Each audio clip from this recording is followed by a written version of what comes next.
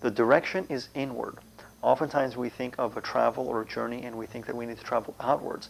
Even on the spiritual path, we begin to equate the journey to God as some sort of outward or external journey. But the reality of the spiritual path, it's an internal journey. It's a journey within. It's a journey deep within.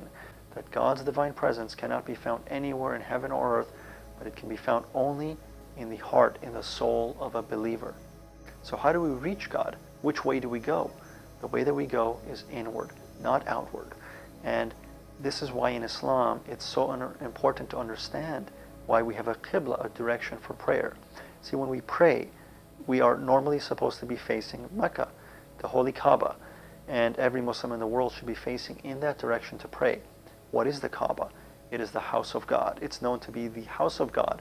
Of course, God doesn't physically reside in the Kaaba. It's a placeholder, it's a symbol, it's a focal point for every believer to realize that the direction they should be facing is towards God.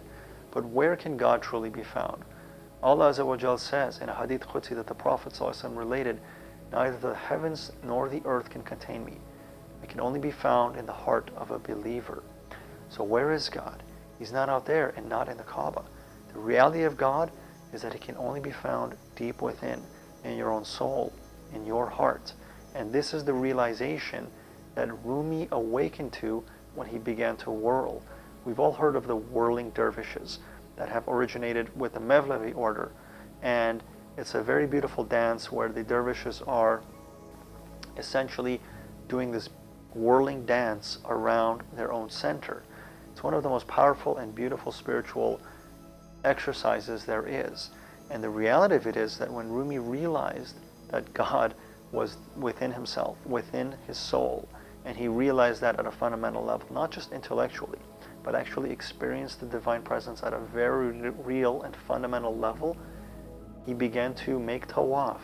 He began to make revolution and circumambulation around the core of his very being, and he began to whirl and to whirl and to whirl and to literally dance around the axis and center of his own being. That's the secret of the whirling dervishes. That's the secret of Jalaluddin Rumi.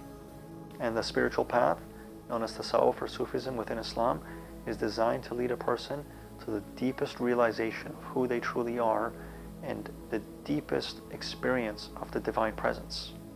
So this is the real purpose of meditation, of a meditative spiritual practice, is to withdraw from the world of form and appearances which normally occupies all of our attention, and then to be present within, to be still, to become observant.